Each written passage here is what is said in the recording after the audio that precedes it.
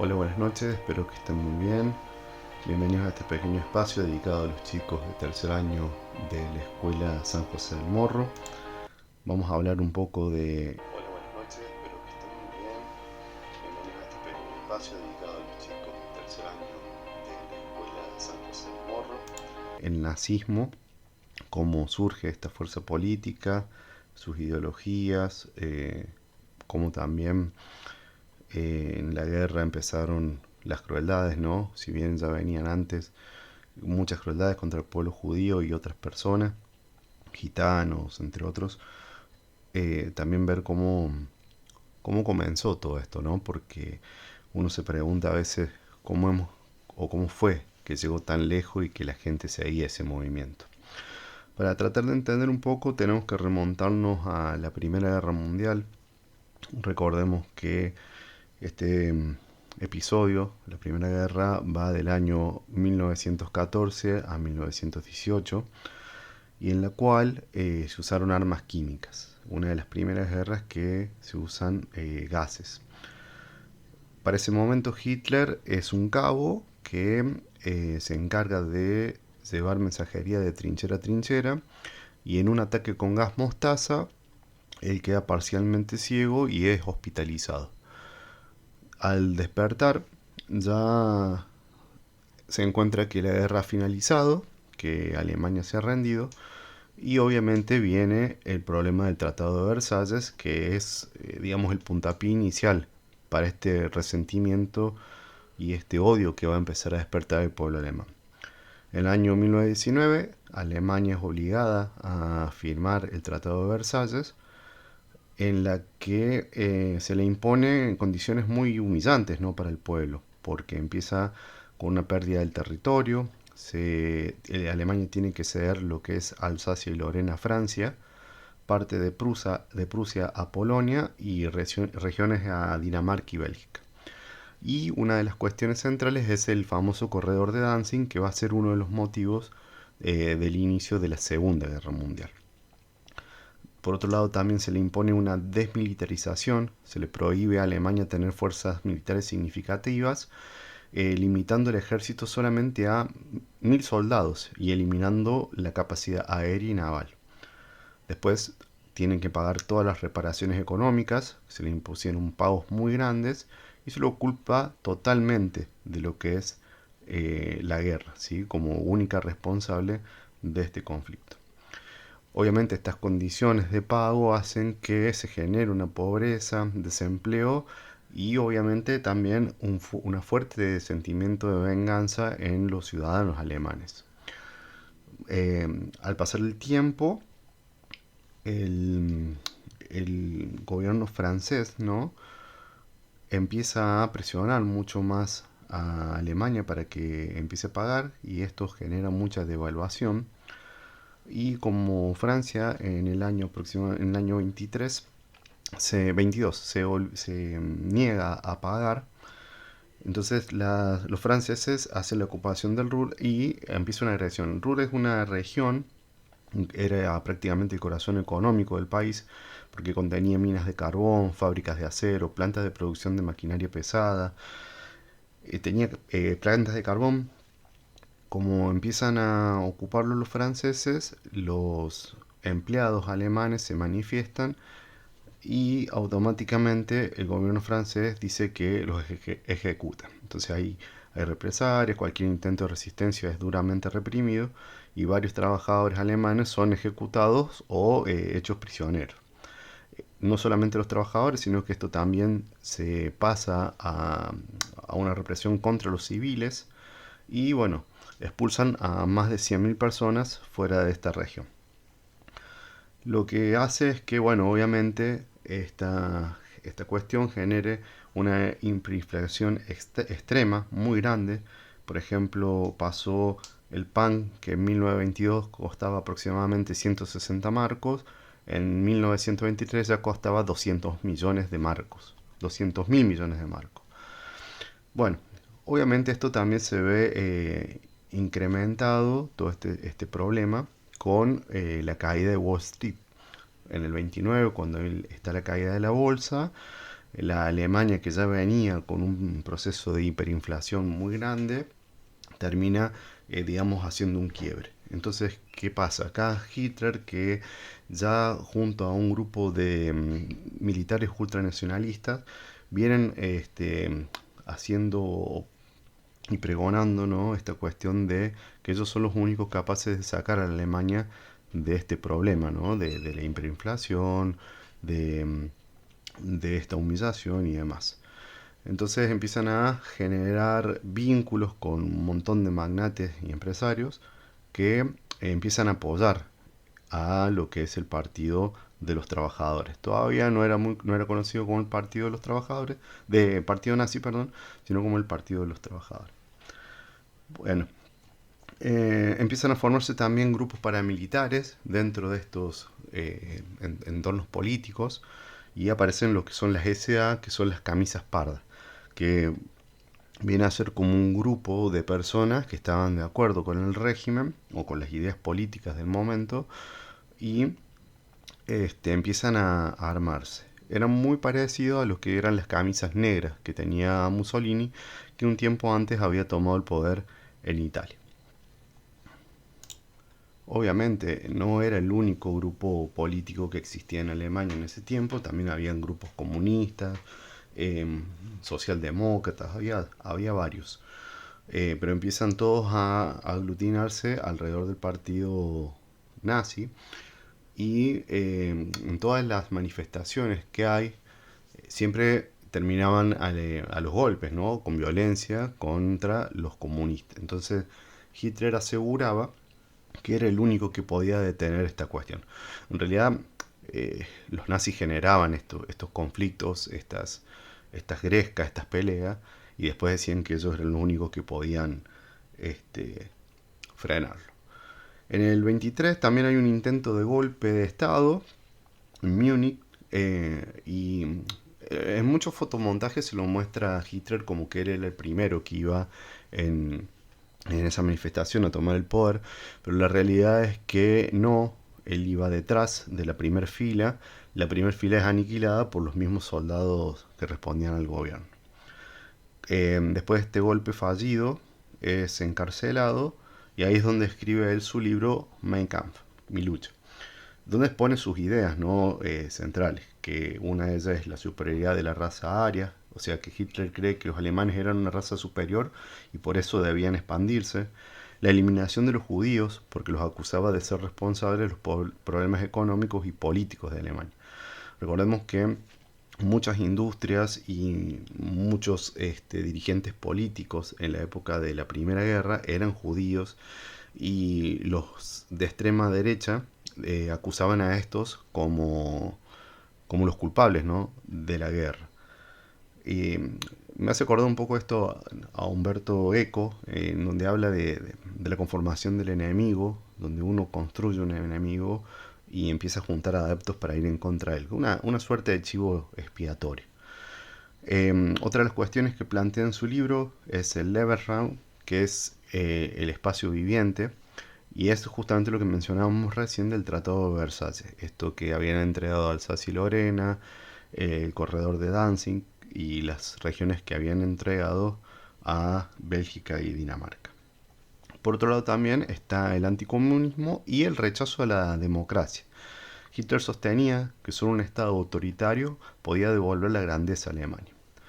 Estas ideas son las bases de la política nazi cuando Hitler llega al poder en el 33. Recordemos que Hitler va a llegar al año 33 en elecciones políticas, ¿no? Es elegido por el pueblo. O sea, no es que hizo un golpe de Estado y se perpetuó. El pueblo mismo lo eligió para que sea canciller, y después empieza a orquestar y a reacomodarse hasta convertirse en lo que los alemanes decían el Führer. Una vez que Hitler llega al poder en el año 33, empieza la persecución más fuerte contra el pueblo judío. Por ejemplo, tenemos el caso de las Olimpiadas del 36, que para mejorar la imagen internacional de Alemania, Hitler redujo temporalmente las medidas antisemitas. se retiran carteles antijudíos y sin embargo hay atletas judíos alemanes que se les impidió competir.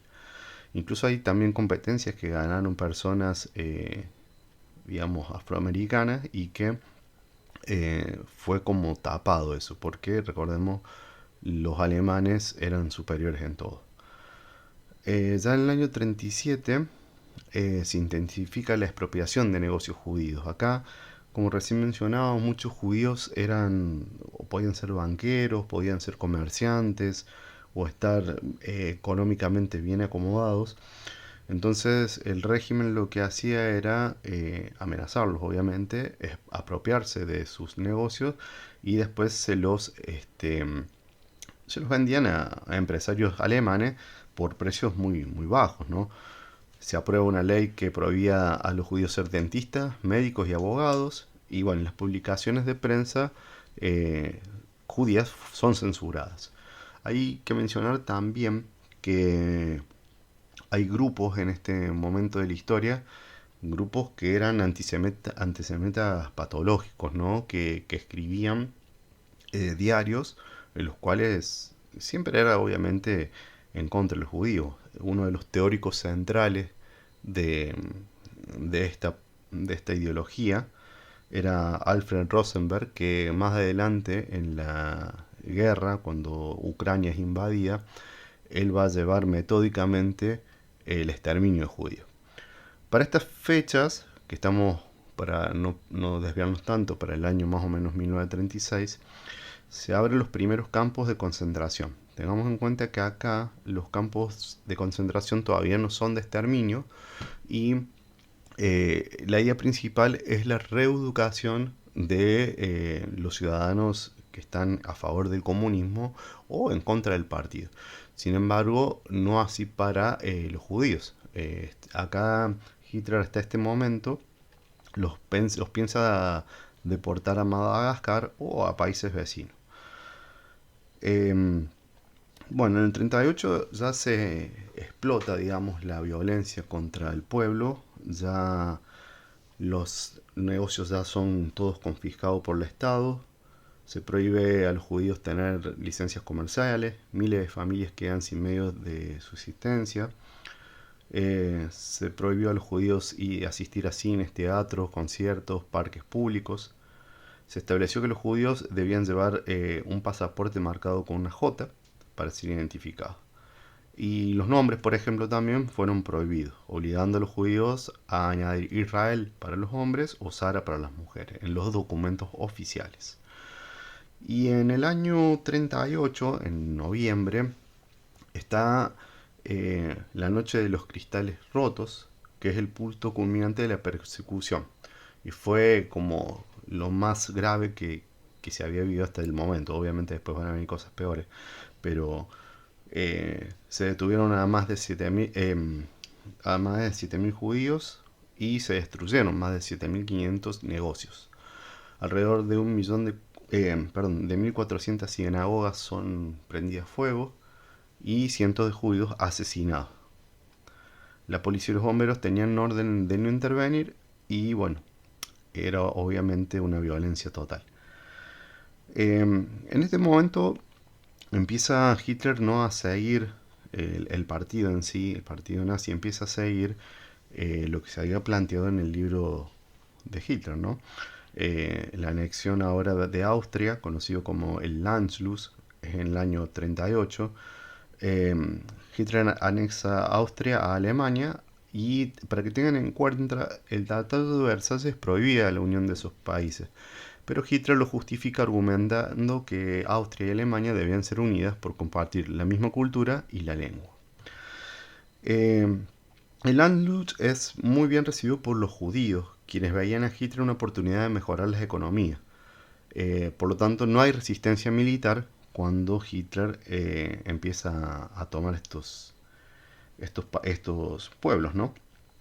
Eh, en ese mismo año, tanto Francia como Reino Unido empiezan a contactarse con Hitler porque es obvio que al anexar estos lugares se generaban por cuestiones políticas, los principios de la guerra, ¿no?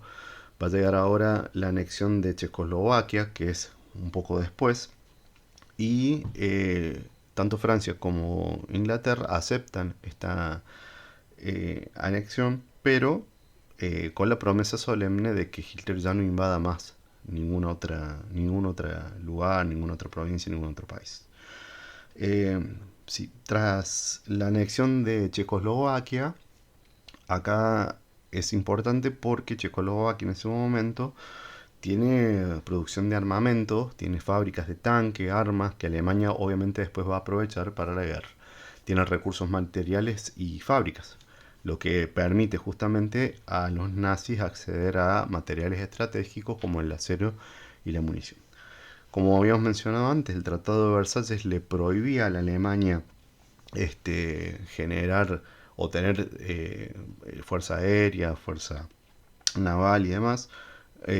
Después que Hitler tiene un contacto con Mussolini, que hacen todo un recorrido por lo que es el Mediterráneo, parte de, de Roma y demás, mostrándole las fuerzas que él tenía. Hitler queda como muy martirizado por eso y automáticamente se pone a desarrollar lo que es todo el ejército, ¿no?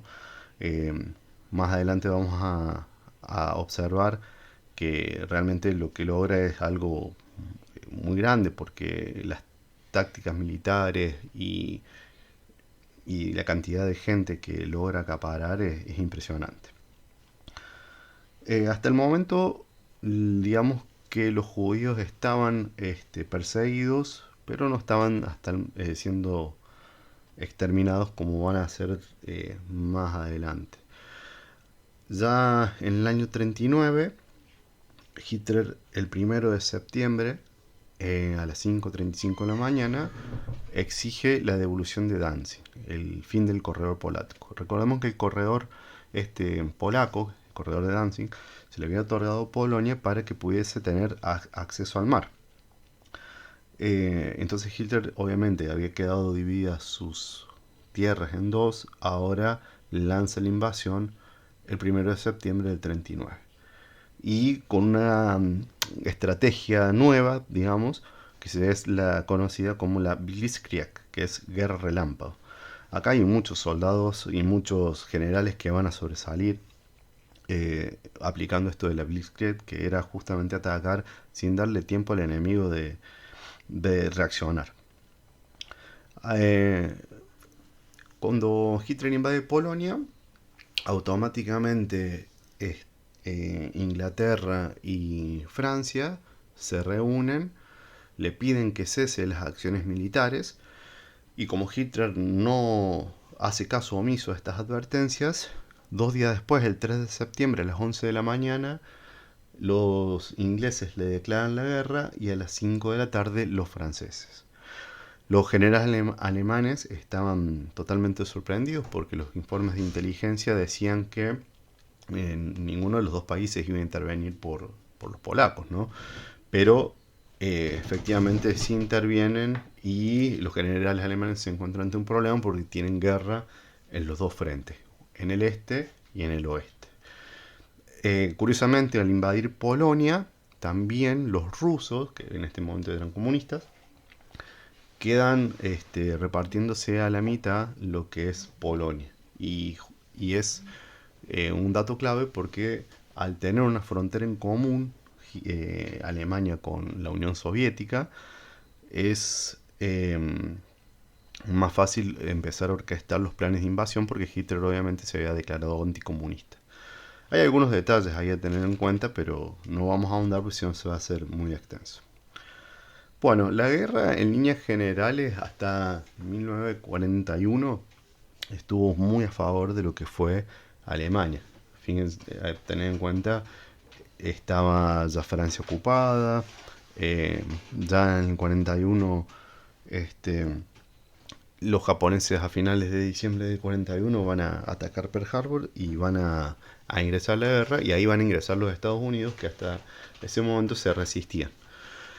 Pero el punto clave es cuando es repelida las tropas de las Wehrmacht, las tropas de Alemania en Rusia, los rusos logran defender las posiciones y empieza justamente la locura del holocausto, ¿no?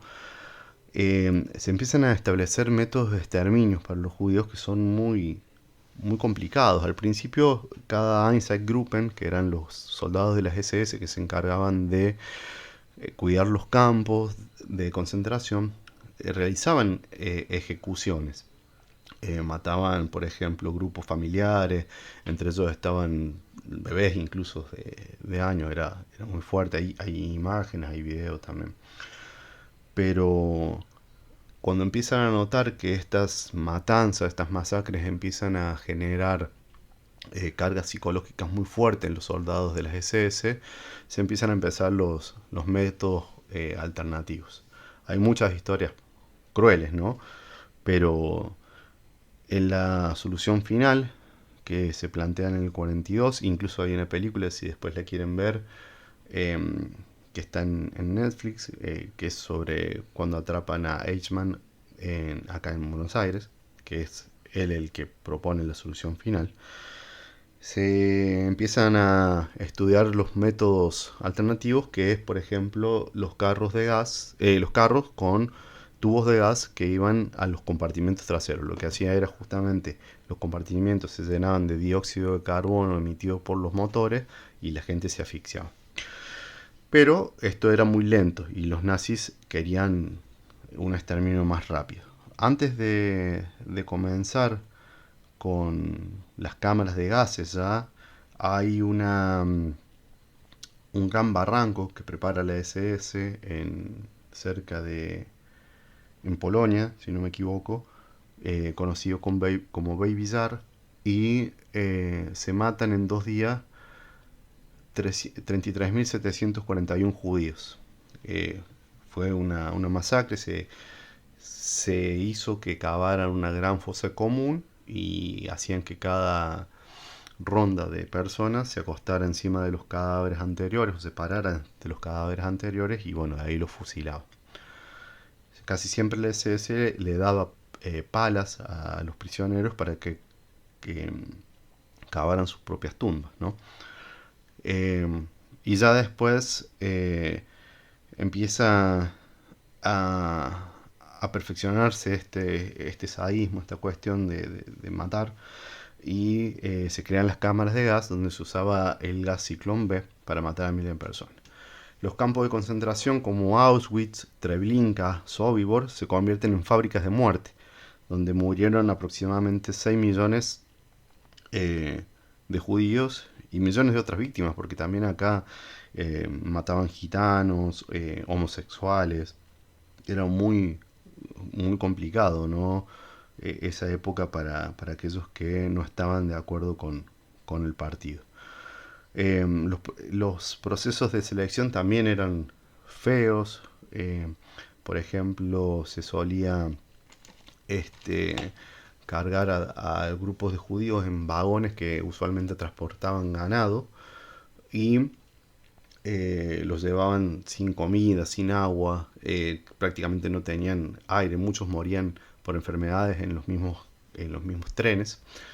Y cuando llegaban, por ejemplo, a Auschwitz, los hacían bajar y de ahí los seleccionaban. Había un médico de las SS que, por ejemplo, aquellos que tenían condiciones físicas aptas, los mandaban a la parte de trabajo forzado, mientras que a mujeres, ancianos, niños o aquellos que tuviesen, por ejemplo, alguna prótesis o alguna limitación, les decían que se iban a bañar, los hacían desvestir y los metían en estas cámaras de gases que obviamente mataban a miles de personas en cuestión de minutos. Eh, Hay muchos documentales y gente que ha ido a Auschwitz, que es la máquina de muerte más grande, ¿no? Y comenta que entrar ahí y ver las cámaras de gases es bastante feo, porque incluso se ven las paredes arañadas por las personas en la desesperación de salir. Eh, También hay que recordar que algunos judíos estaban confinados en guetos, por ejemplo el gueto de Varsovia, muy conocido porque se levantaron grandes murallas y se, se obligaba a los judíos a identificarse con una estrella que una estrella de David de amarillo que se la debían de poner en la ropa. Y los nazis, para justamente debilitar, lo que hacían era prohibirles el alimento, no llegaba alimento, no había condiciones de higiene, no había nada. Y se ve ya en el año 42-43 la gente muerta en las calles por desnutrición, por falta de comida, ¿no? Hay una imagen muy fea de una madre llorando los gritos con el bebé en brazo muerto. Esa es una de las imágenes más fuertes. Y los judíos lo que hacen es eh, armarse, ¿no?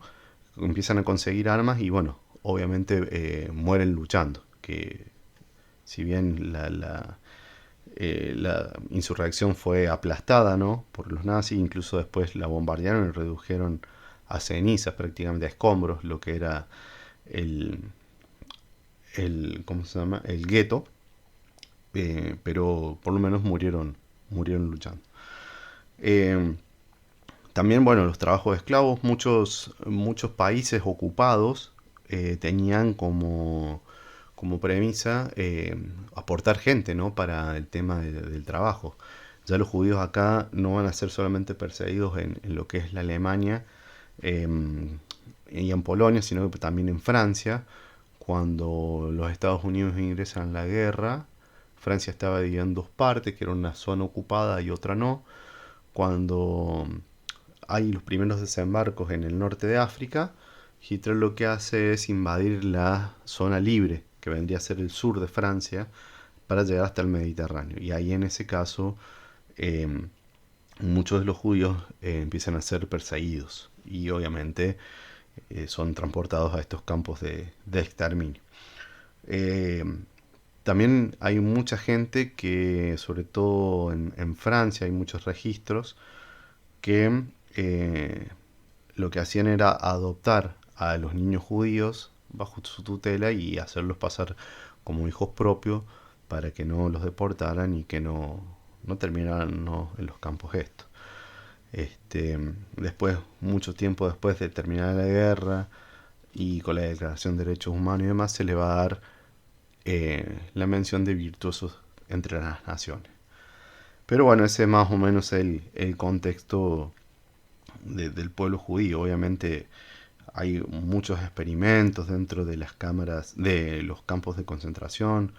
Se van a encontrar, por ejemplo, en Auschwitz, se van a encontrar las pantallas de pieles humanas, tatuajes recogidos de las personas, pisapapeles de cabezas reducidas, eh, muchos experimentos, ¿no? Que se llevaron a cabo con la población.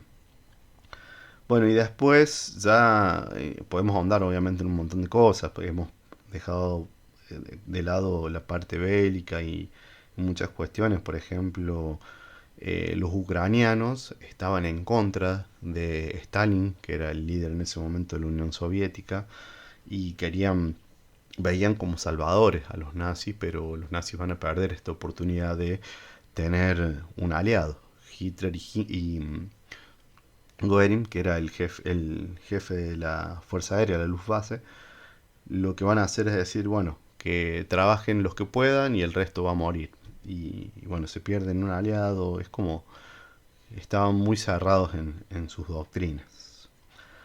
Ya para el año 44 se ve uno de los primeros desembarcos más grandes. En realidad ya hay varios desembarcos, pero el más conocido es el del día D, el 6 de junio de 1944, donde los Estados Unidos, junto con tropas canadienses, británicas y francesas, van a desembarcar en las costas de Normandía y bueno, ya ahí empieza lo que es la caída del nazismo. Sin embargo, también hay que tener en cuenta que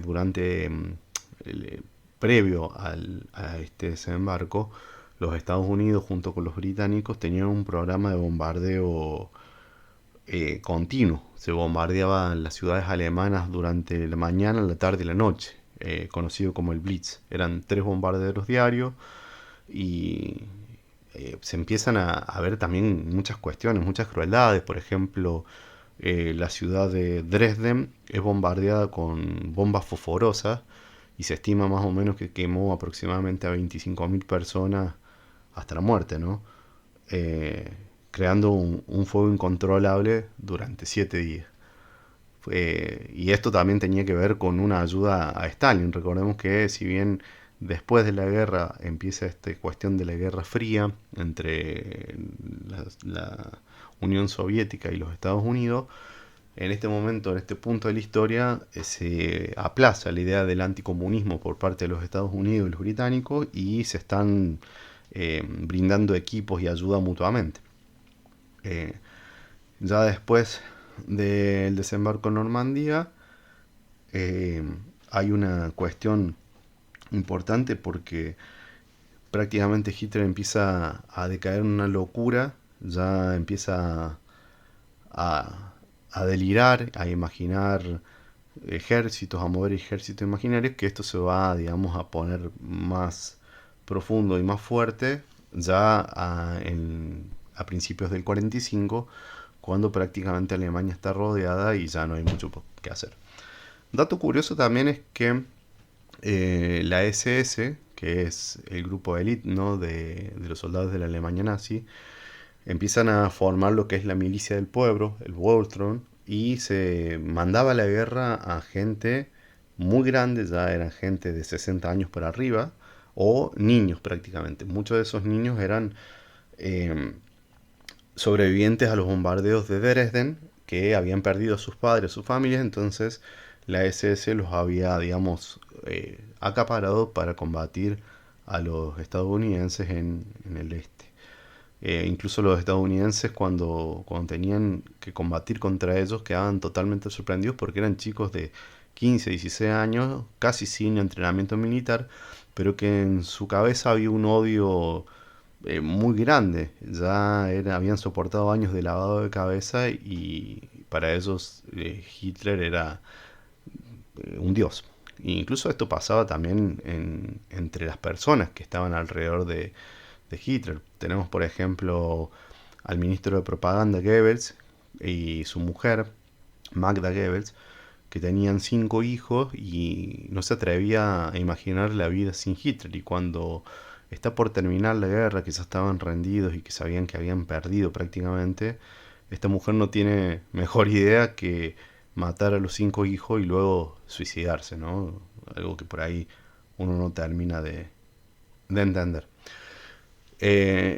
También hay, aparte del nazismo, ¿no?, y de toda esta corriente, hay algunas cuestiones importantes en esta Segunda Guerra, que es el uso de las armas atómicas. Es la primera y la única vez que vimos 2 bombas atómicas que fueron lanzadas, ¿no?, con pocos días de diferencia y que exterminaron a millones de personas. Eh, la verdad es que es como un momento clave en la humanidad y empieza a notar la capacidad de destrucción que ha generado y es como que entra en una crisis de fe. Pero bueno, calculo que y espero que no veamos otra situación de esas. También tenemos muchos descubrimientos, obviamente, que son criticados. Eso fueron después en lo que fue los juicios de Nuremberg, que si quieren pueden investigar sobre eso. Fueron, digamos, desplazados algunas de las cuestiones, pero bueno, hay experimentos con la sangre, eh, las transfusiones forzadas, como eran. eh, También tenemos el descubrimiento y la puesta a prueba de los primeros proyectiles balísticos, que eran los famosos B2, capaz que lo han escuchado. Empieza esta cuestión de los motores, algunos motores a propulsión lanzados tipo cohete, para que ustedes tengan una idea. Eh, Tenemos también experimentos con los gemelos, esterilización masiva, que esto se daba sobre todo en gitanos que fueron confinados en rediles y sometidos a esterilización masiva, perdón, porque los nazis decían que eran subhumanos y no merecían reproducirse. Claramente eh, fue toda una serie de consecuencias, de situaciones que llevaron a Hitler al poder y que la gente creyera en el discurso de él. Y bueno, no estamos exentos, ¿no?, de que nos pase algo así. Por ahí escuchar sin ser muy críticos puede ser bastante complicado y nos puede llevar a lugares muy peligrosos, y por eso creo que es bueno interiorizarse y tratar de tener una percepción propia, más allá de lo que nos digan los otros, ¿no? Así que bueno, por ahora los voy a ir dejando, lo voy a hacer corto. Espero que si hay alguna pregunta o si quieren que profundicemos en algo en particular, eh, lo hagamos. También los japoneses tenían esta cuestión de la discriminación. Los japoneses también, cuando ingresan a la guerra, toman prisioneros y eran muy sádicos. Incluso los mismos Estados Unidos, eh, cuando ingresan a la guerra, conforman sus propios campos de concentraciones en su país. Toda la gente japonesa, ¿sí?, de nacionalidad o nacido ahí en Estados Unidos, pero de descendencia japonesa, este, es confinado a un campo de concentración y les confiscan las radios pensando que podían llegar a ser espías. Eh, por ahí no es muy mencionado, pero sí es interesante saber que casi todos los que estuvieron involucrados en la guerra tuvieron campos de concentración. Así que bueno, los voy dejando y espero que primero no se le haya hecho muy largo el audio, y por otro lado que si aparecen dudas o quieren que profundicemos en algo más, me avisen y después ya. Les dejo un saludo grande, espero que pasen muy buenas noches.